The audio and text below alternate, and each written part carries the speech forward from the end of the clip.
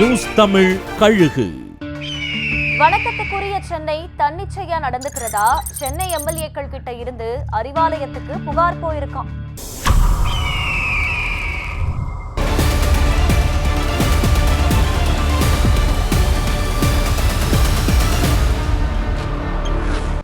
Ribbon பில்டிங்ல சமீப காலமா போட்டி மேயர் வெர்சஸ் துணை மேயர் வெர்சஸ் ஆணையர்னு மும்முனை போட்டியா மாறிட்டதா மாமன்ற உறுப்பினர்கள் புலம்பி தள்ளுறாங்க. இதுல புது சர்ச்சையா மேயரை பத்தி அறிவாலயத்துக்கு புகார் போயிருக்கு.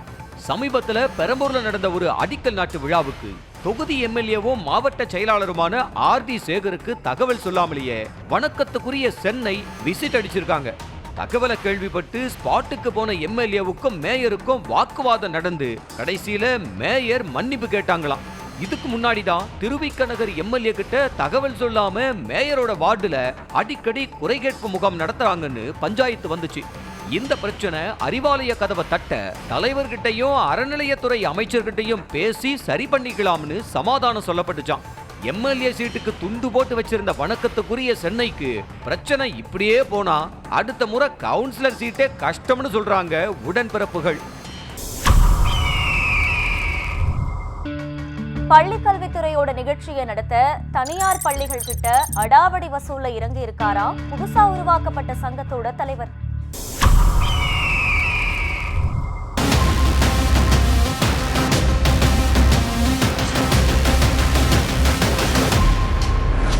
தமிழக பள்ளிக்கல்வித்துறை சார்பில் பெற்றோரை கொண்டாடுவோம்னு ஒரு திட்டம் அறிமுகப்படுத்தப்பட்டுச்சு.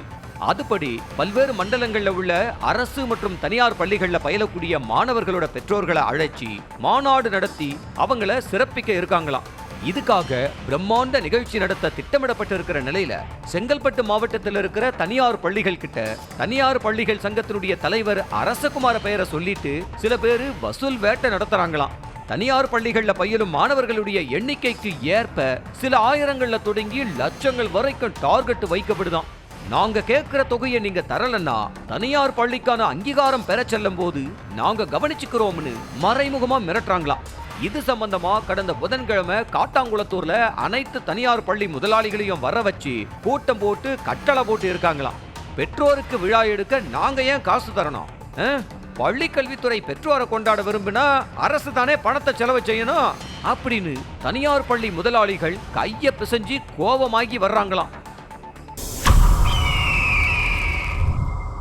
கூட்டணி நிலைப்பாடு என்னன்னு சொல்லாததுனால அதிமுகவோட பேச்சுவார்த்தையில இருந்து பின்வாங்கி இருக்காரா ஒரு வியூக வகுப்பாளர்.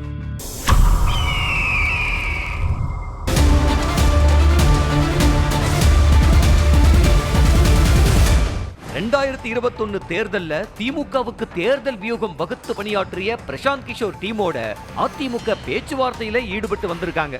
பிரசாந்த் கிஷோர் அரசியல இறங்கினாலும் எதிர்பார்த்த அளவு அரசியல் பயணம் சுகமா இல்லாததுனால வெளியே இருந்துகிட்டே தன்னோட டீமோட பணியாற்ற பிரசாந்த் கிஷோர் முடிவெடுத்ததா சொல்லப்படுது. இதுக்கு நடுவுல அதிமுக தொடர்ந்து பிரசாந்த் கிஷோரோட பேச்சுவார்த்தை நடத்திட்டு வந்த நிலையில கூட்டணி நிலவரம் பத்தி எதுவுமே சொல்லாதனால அது பிரசாந்த் கிஷோரை திருப்திப்படுத்தலையாம். அதனால தான் PK பனையூர் ரூட் எடுத்ததா சொல்லப்படுது. அதிருப்தியில இருக்க பாஜக முக்கிய தலைவர் ஒருத்தர் மறுபடியும் தாய் கழகம் திரும்புற எண்ணத்துல இருக்காராம்.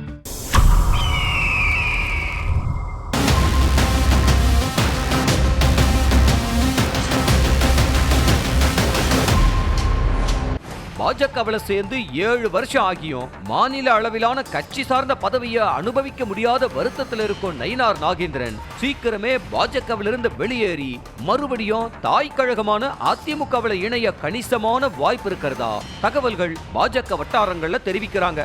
அது மட்டும் இல்லாம அதிமுகவுக்கும் நயினார் தேவை இருக்கிறதா சொல்லப்படுது. காரணம், நெல்லையில அதிமுகவோட செல்வாக்கு குறைஞ்சிட்டே இருக்கு. 2024 நாடாளுமன்ற தேர்தல்ல அதிமுக 3வது இடத்துக்கு தள்ளப்பட்டதுக்கு பாஜக சார்பில் களமிறங்கின நயினார் தான் காரணம். பாஜகவுல தலைமை பொறுப்புக்கு துண்டு போட்டு கிடைக்காத வருத்தத்தில் இருக்கிற நயினார அதிமுகவுக்கு கூப்பிட்டா 2 பேருக்கும் நன்மைன்னு சொல்லி கொங்கு மண்டல முன்னாள் அமைச்சர்கள் சில பேரு நயினார அணுகி இருக்காங்கன்னு சீக்கிரமே நயினார் தாய் கழகம் திரும்ப வாய்ப்பு இருக்கிறதாவும் சொல்லப்படுது. ஆனா அதிமுகவோட சட்ட பிரச்சனைகள் முடிஞ்சதுக்கு அப்புறமா முடிவெடுக்கலாம்னு இருக்காராம் நயினார்.